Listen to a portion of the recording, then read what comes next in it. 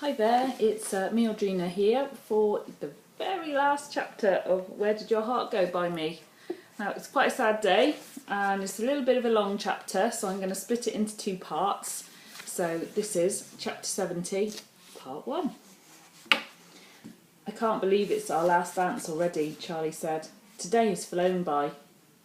I know, but it's not quite over yet, I reminded her, following them onto the bus. I've told Dad that I'll drive the minibus up to the hotel later and drop the guys off, Mitch said. Just in case you want to go home before the end, Charlie added. Are you implying that I'm too old to last until the very end? I retorted, laughing at the same time. No, Mum, but the bar further along the river is staying open late and they have a DJ, so we might stay on for a dance. I wish I still had your energy, I sighed, as I thought of the times I'd danced until 2 in the morning. By the time Charlie and Mitch had changed into their costumes for the last dance, I was ready too. Charlie turned to hug me. What's that for? I asked.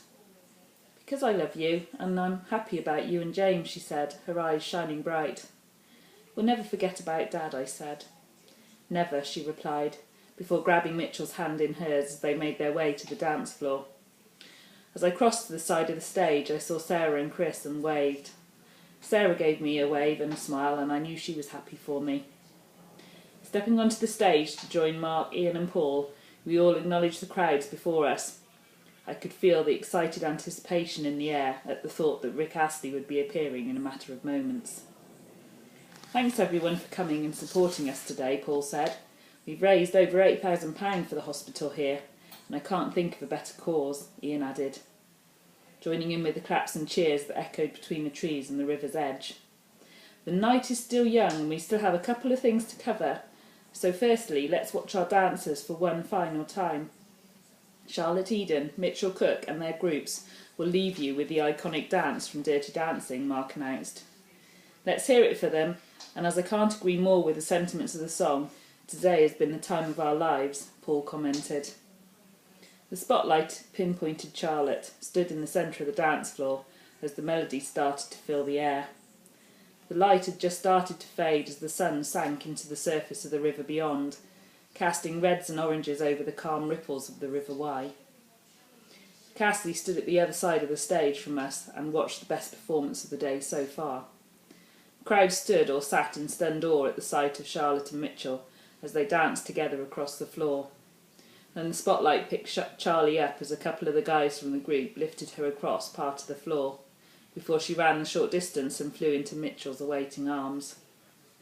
The noise from the crowd almost drowned out the music for the moment when she was held aloft. I could feel tears of pride sparkling in my eyes as the guys tried not to get affected by a dance performance which excelled.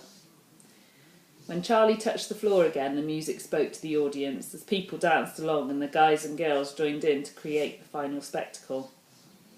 After a couple of minutes and a multitude of bows, they cleared the dance floor and Charlotte blew me a kiss in the air. I knew in my heart that I'd been lucky enough to witness what was possibly going to be the start of a sparkling career for my daughter and Mitchell.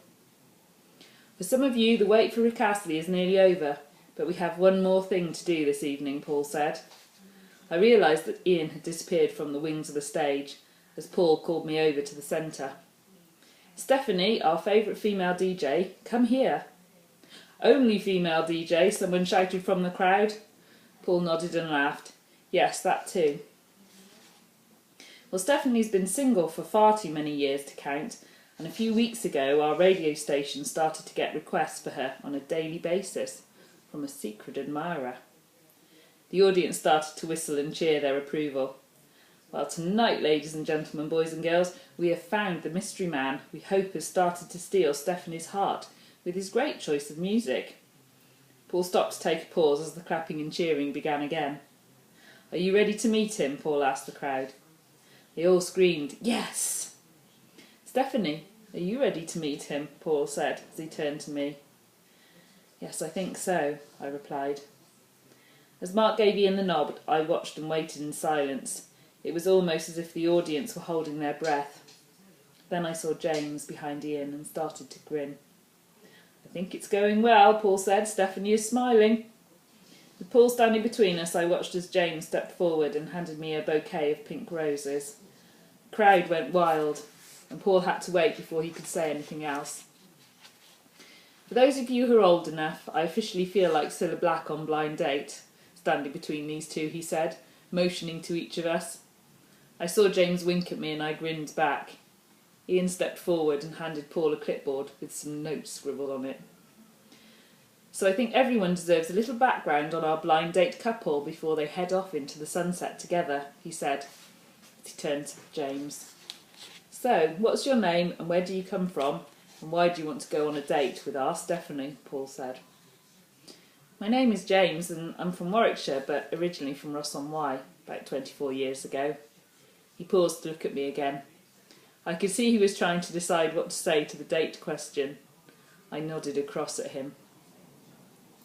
I first fell in love with Stephanie in early 1988, and I broke her heart on a cold day in November of the same year. I have regretted that day ever since, and when I discovered her again, I knew I had to try and win her back. I heard the women in the audience sigh collectively, and some claps and cheers from the men. Paul was so shocked I thought his chin was going to hit the floor, and at the side of the stage I saw Mark and Ian replicating his expression. I was trying desperately not to laugh at their faces as Paul turned to me. So Stephanie, same question to you. Oh, my name is Stephanie and I'm from Ross and I would love to go on a date with James, as for the past few weeks he's been mending my broken heart with music, I replied. Closing my eyes, I turned to control my breathing as the beat of my heart accelerated to a point where the sounds from the people below seemed to fade beneath the beating. As Paul moved out of the way, I passed him the flowers that filled my arms and waited for the moment to take my breath away. I could feel James's hand on my waist, pulling me closer as he reached up, and I felt his fingers tangle into my hair. I was trembling in his embrace, and it seemed an age for his lips to capture mine, in a kiss that eclipsed any I had ever experienced before. And that's enough for part one, because I've still got a few pages to go. So don't go far away, and don't forget you can buy your own copy of this from Amazon. It's available as an ebook for the very reasonable price of only 99p or 99 cents, so you can't get fairer than that. And obviously paperbacks are also available on there, but please feel free to contact me if you'd like me to sign yours in the front. Anyway, you can do that by logging onto my website and going to www.audrinalane.co.uk. Anyway, I will see you again shortly for part 2.